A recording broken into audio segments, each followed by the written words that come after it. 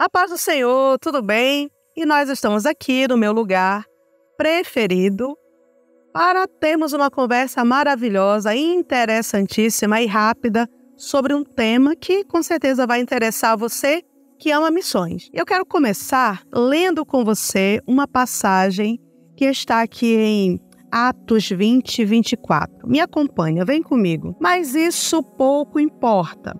O que mais me interessa é terminar o que Deus começou, a tarefa de que o Senhor Jesus me incumbiu, fazer com que todos os que me encontrem tomem conhecimento da extraordinária graça de Deus. Eu li com você aqui na linguagem contemporânea, na Bíblia A Mensagem, que é uma das minhas versões favoritas das Escrituras. Vamos falar hoje sobre missão autóctone. E claro que antes de nós começarmos o assunto propriamente dito, talvez você esteja com essa dúvida, né? O que significa essa palavra aí tão diferente? Missão autóctone é essa missão onde você treina alguém da própria língua, do próprio povo, da própria cultura, para que essa pessoa dê continuidade ao trabalho de pregação do Evangelho. Missão autóctone, na verdade, é a ideia de Cristo. É você fazer discípulo dentro daquele povo onde você está trabalhando. E para que isso aconteça, obviamente que o missionário não pode ser centralizador. É um erro que geralmente o missionário comete logo que ele chega em um campo. Ele quer mostrar serviço, ele quer mostrar sua competência, então ele acaba assumindo todas as funções referentes a esse novo trabalho, sem dar aí ao povo espaço e condições para que esse povo, agora já recém-convertido, seja treinado para participar do corpo de Cristo, desenvolvendo ali essas atividades na igreja local. Missionário, descentraliza, faça discípulos, identifique os dons, identifique os talentos, quem canta, quem tem facilidade para dar uma palavra, quem pode ser treinado para dirigir a reunião e invista. O discipulado é a palavra. Claro que dependendo do povo onde você for trabalhar, se nós estivermos falando dos segmentos menos alcançados do Brasil, ou então dos povos mais pobres da nossa região, você vai encontrar pessoas ali analfabetas. Então é necessário que você alfabetize primeiro. Essa é uma função social que a igreja deve ter na comunidade. Dá trabalho? Dá. Mas nós não estamos fazendo qualquer serviço para qualquer pessoa. Nós estamos desenvolvendo uma atividade para o céu. E o que nós fazemos para o céu deve ser feito de forma excelente. Então, vamos alfabetizar. A partir do momento que nós alfabetizamos, nós vamos aí incentivar o povo a conhecer as Escrituras. Como? Através de um estudo sistemático da teologia. A teologia sistemática, juntamente com ela, o claro, acerca do nosso credo, ele precisa ser passado para esse povo que nós estamos trabalhando. Você sabe que nós temos um credo. As pessoas que nós estamos evangelizando, discipulando, precisam conhecer o nosso credo. Em que nós cremos? Então, a teologia sistemática, junto ao ensino do nosso credo. Nós vamos deixar aqui embaixo, no anexo desse vídeo, o credo da Assembleia de Deus, que é a igreja onde eu sou membro, para que você conheça, se você ainda não conhece, tá bom? Para que você conheça, baixe, leia, estude e torne-se alguém aí, um apologeta, alguém que consegue defender a sua fé. Isso aí vale para todo mundo, para quem é missionário, para quem não é, todos aqueles que são membros da igreja de Cristo devem saber em que crer. Bem, o missionário autóctone, então, é o missionário alcançado na cultura hospedeira, que após treinado, passa a pregar o evangelho para o próprio povo. Eu sonho com esse dia, de verdade, eu aqui, Kellen Gaspar, em que nós entenderemos a missão e veremos a missão com essa clareza, com esse desprendimento, que é a ideia de Cristo. É você chegar numa comunidade, é você fazer um excelente trabalho de discipulado, é você estabelecer uma liderança autóctone local, é essa igreja caminhar com seus próprios pés. Aí o missionário faz o quê? Ele arruma as suas malas e ele vai então reiniciar esse trabalho em outro lugar, deixando essa liderança nas mãos de uma igreja que já está madura e tem condições de dar prosseguimento a esse trabalho. Ou seja, esse desprendimento. É eu entender que eu, por exemplo, como pastor, não estou abrindo uma congregação da minha igreja em meio a um povo não alcançado. Eu não preciso manter essa congregação ali por 10, 20, 30 anos. A ideia de Cristo relacionada à missão é justamente ir fazer discípulos, estabelecer essa liderança autóctone e depois partir para alcançar um outro povo e deixar a igreja para a comunidade. Abrir mão da igreja para essa comunidade. Não é nosso bem, não é nosso patrimônio. Fica ali. É para a glória de Deus. Aí nós avançamos. Nós precisamos acabar com essa numerolatria, ok? Essa adoração aos números. Eu tenho 17 frentes de trabalho. Maravilha! Mas eu não posso ter 17 frentes de trabalho somente por 10, 20, 30, 40 anos. Vamos ter essas 17 até o ponto do amadurecimento. Estabelecemos a liderança, avançamos para mais 17.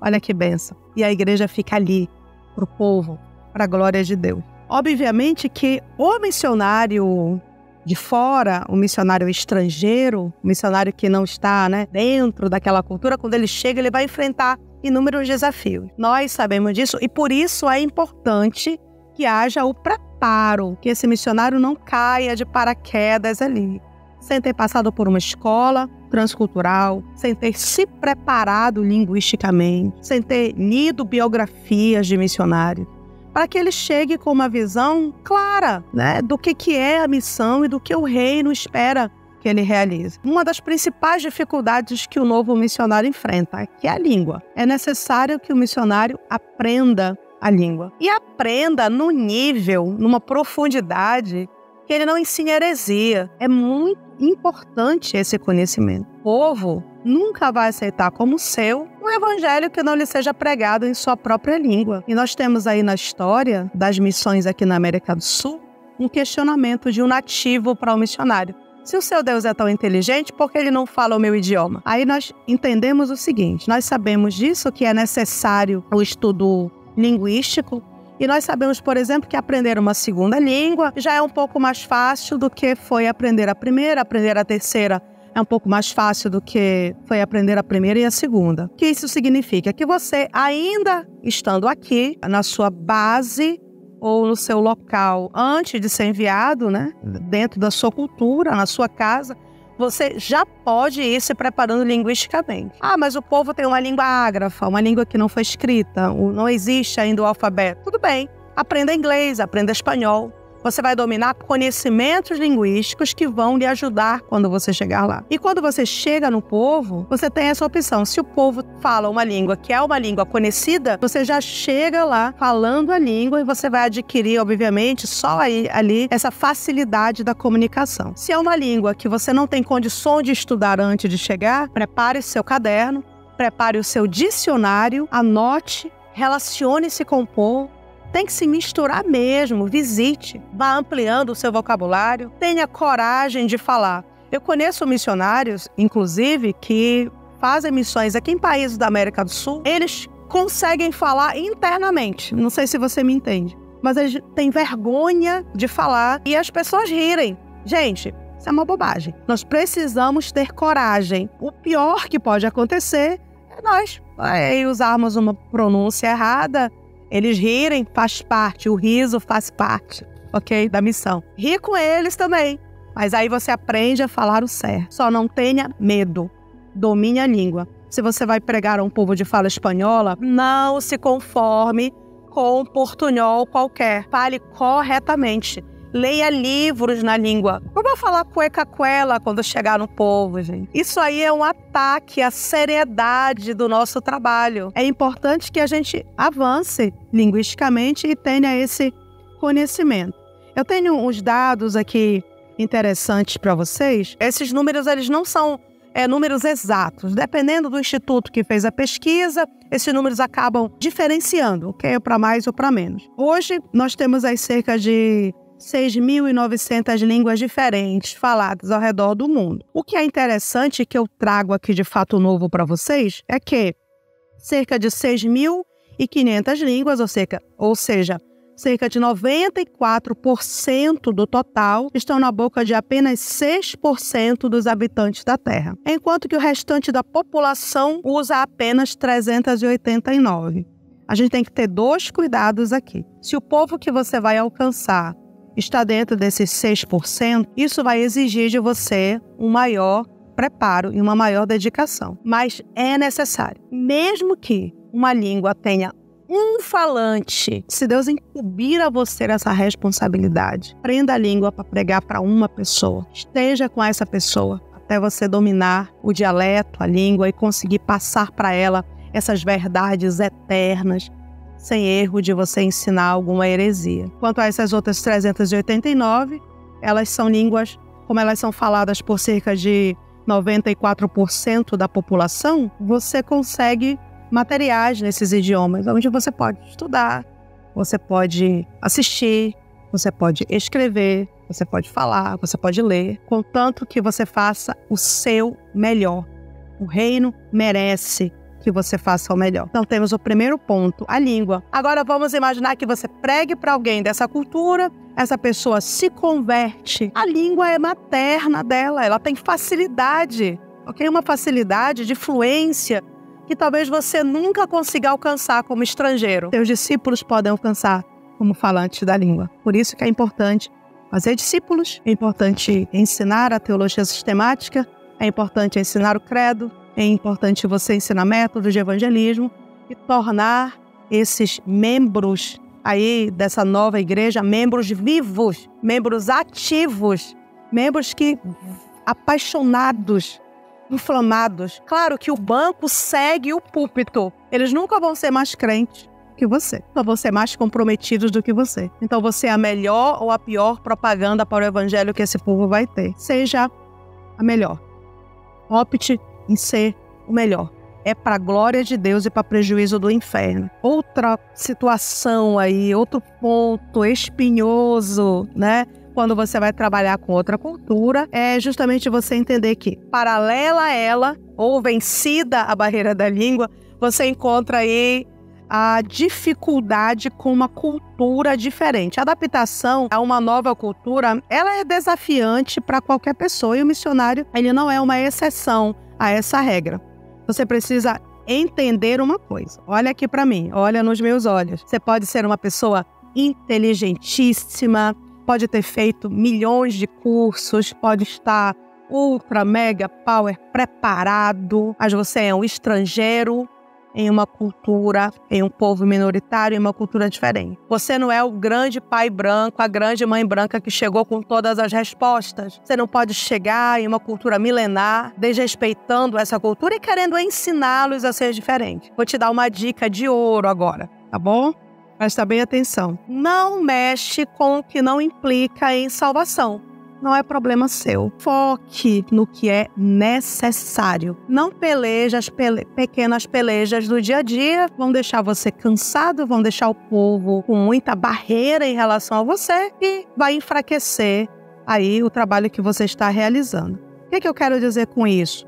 O que eu quero dizer com o que não implica em salvação? Eu trabalhei numa etnia em que a mulher paria e quem ficava de resguardo era o marido. É pecado? Não. Implica em salvação? Não. Eu preciso mudar isso? Não. Eu estou ali dirigindo o culto, aí de repente eu pergunto, cadê o irmão Tocorongo que não está no culto? Alguém avisa, está de resguardo. Eu vou fazer o quê? Rir? Menosprezar? Fazer piada? Não. Eu digo o seguinte, vamos orar pelo nosso irmão que está enfrentando este momento difícil. Quem fizer uma comidinha com caldo, leve lá na casa do irmão. Temos 3 irmãos de resguardo na congregação. Vamos cuidar dos nossos irmãos. Eles não levantam da rede, eles não carregam peso, eles não comem como a gente chama aqui no norte, né? Comida remosa. Não sei se você que está me ouvindo conhece esse termo. São aquelas carnes mais fortes, né? Eles não podem comer no período do resguardo. Enquanto a mulher vai trabalhar, vai para a roça, vai plantar, vai colher, vai fazer farinha. Gente, não implica em salvação. Então, não mexa com isso. Outro exemplo, eu já estive em uma cultura, claro que hoje isso já não acontece em todas as culturas onde se consome essa bebida. Foi na que eu Estive. Eles preparam um suco do milho ou da macaxeira, cozidos, respectivamente, mastigados, cuspidos e fermentados. É um acontecimento. As mulheres se reúnem para mastigar. É um dia que elas separam para isso. Aí elas colocam essa bebida dentro de uma panela de barro, escondem essa bebida do oxigênio e da luz, vedando completamente, deixam ali por 3 ou 4 dias antes que essa bebida esteja própria para o consumo. É possível que eu chegue e diga, gente, com o liquidificador é mais higiênico, é mais rápido, é melhor, mas isso não é da minha alçada. Eu não tenho como mudar esse costume, que é um costume ali intrínseco àquela cultura. Simplesmente porque eu não quero tomar uma bebida mastigada por elas. Eu preciso olhar ao redor. Para elas, estar aquele dia fazendo aquela atividade é extremamente prazeroso. Para as famílias, para os maridos, consumir aquela bebida que a sua mãe, que a sua esposa mastigou, é prazeroso, é importante. Então, não implica em salvação? Não mexo com isso. Eu vou me preocupar com o que é pecado. O que é pecado em qualquer cultura. E mesmo quando eu me deparo com o pecado, eu preciso ter sabedoria. Eu preciso entender que aquele povo ali, eles não são meus filhos. Eu não posso chegar e dizer, a partir de hoje está proibido. Quem sou eu, gente? Quem somos nós aí na fila do pão? Nos deparamos com o pecado? O que é que nós vamos fazer? É claro, as escrituras dizem que é claro, né? Não tem variação, não tem escapatória. Eu preciso orar para que o Espírito Santo me dê, então, um mecanismo, uma forma de trabalhar este tema naquela comunidade. Com sabedoria, com calma, para não colocar a perder todo o trabalho que eu estou realizando. Trabalhei em uma cultura em que era comum a morte da segunda criança de um parto gemelar. Eu preciso entender por quê que isso acontece. O que está ao redor disso? Aí eu descobri que eles acham que a segunda criança era um espírito maligno tentando tomar a forma da primeira criança. Que se eles não matarem, depois eles não vão saber quem é a criança e quem é o espírito maligno, porque são iguais. Então eles matam logo após o nascimento. Eu não tenho elementos para descaracterizar essa crença. Eu não posso simplesmente chegar e dizer, gente, isso é um absurdo, isso não existe. Outro ensinamento de ouro nessa manhã aqui, alvissareira. Não se brinca com a fé dos outros. Não se ridiculariza a fé dos outros. Assim como você quer ter a sua fé respeitada, respeite também. Cuidado com riso, com piada. Ok? Não faça isso. Isso vai atrasar e muito. O povo precisa gostar de você, sabia? O povo precisa ter empatia com você para eles poderem aceitar o que você está falando. É por isso que eu digo para os nossos missionários aqui, olha, comunhão se dá ao redor da mesa, comam. Se você não come um macaquinho por amor ao evangelho, faça um favor para a obra missionária. Fica em casa. Claro que eu estou falando desse cenário dos segmentos não alcançados aqui do Brasil. Se você não senta no chão, não está disposto a viajar horas de canoa, não vá. Fique aqui. Encontre outras formas de ser úteis à missão. Agora, se você diz sim, você está lá, então adapte, adquira, absorva, misture-se, torne-se uma pessoa aceitável dentro daquela cultura, para que a palavra que está na sua boca seja aceita. Você ganha o povo primeiro para você, depois você ganha o povo para Cristo. No caso da segunda criança de um parto gemelar, eu passei a orar ao Senhor para que Ele me desse uma estratégia. Não posso chegar e proibir. E o Senhor me deu uma estratégia, montar um mural lá na minha casinha, sem falar uma palavra. Eu, quando viajava até Guajará-Mirim, em Rondônia, que era o meu ponto de apoio naquela época, eu pedi aos irmãos que trouxessem para mim fotos de gêmeos em várias fases aí do crescimento. Recortassem de revistas, de jornais, sempre que tivesse a figura de gêmeos, homens, mulheres, em qualquer fase da vida. Eu recortava, colava no meu muralzinho, sem falar nada. Não duvide da capacidade intelectual do povo onde você está servindo. São inteligentes, sobreviveram, lutam pela própria sobrevivência, eles são inteligentes. Não duvide, não menospreze. O fato de eu de eu ter começado esse mural e ele ia avançando bem devagar, porque numa viagem eu conseguia 2 imagens, aí colava lá. E colando ao longo dos meses. Isso levantou uma discussão entre eles. E se nós estivermos errados? E se a segunda criança não for um espírito maligno? Se forem crianças normais? Você viu a foto na casa da missionária? Os gêmeos são adultos, os gêmeos são adolescentes, os gêmeos estão casados, os gêmeos têm filhos. Claro que isso não gerou uma mudança imediata, mas foi plantada uma dúvida e isso, ao longo dos anos, vai fazer com que essa prática hedionda, ela acabe.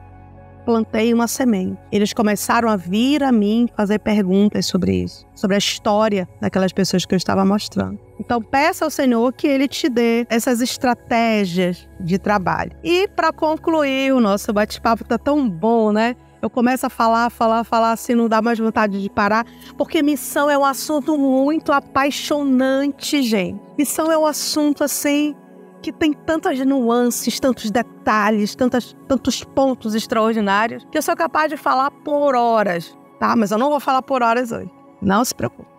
Nós estamos caminhando já para a nossa conclusão. Uma palavra para você que é missionário. Ganhe, treine, capacite esses nativos para que em algum momento você possa arrumar as suas malas, trabalhar em outro lugar e deixar essa igreja viva, em funcionamento, trabalhando, para que a gente não corra o risco de repente, investir ali 6, 8 anos em uma cultura, mas o missionário centraliza, aí se ele morre ou se ele vai embora, a igreja se acaba, morre com ele. Não deixe a igreja morrer com você.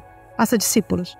E discípulos incendiados, discípulos apaixonados, discípulos que entendam a missão. Todo crente deve ser um missionário. Sabe o que vai acontecer? Nós alcançaremos o mundo. E quando nós alcançarmos o mundo inteiro, olharmos para as nossas mãos, podemos apresentar ao Senhor o resultado do nosso sacrifício. Aí nós receberemos esse olhar do nosso Mestre, estaremos presentes com Ele, dizendo assim: Senhor, executei aquilo que o céu me confiou.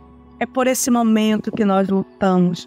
O momento em que nós não estaremos envergonhados, mas estaremos sim satisfeitos, porque tudo que nós fizemos foi para a glória de Deus. Um abraço grande, te espero aqui semana que vem. Parece que esses vídeos vão ser semanais agora. Se você acompanhar, comentar, curtir, compartilhar, se vocês gostarem, nós estaremos muito comprometidos em termos desse encontro e vamos falar sobre muitos assuntos.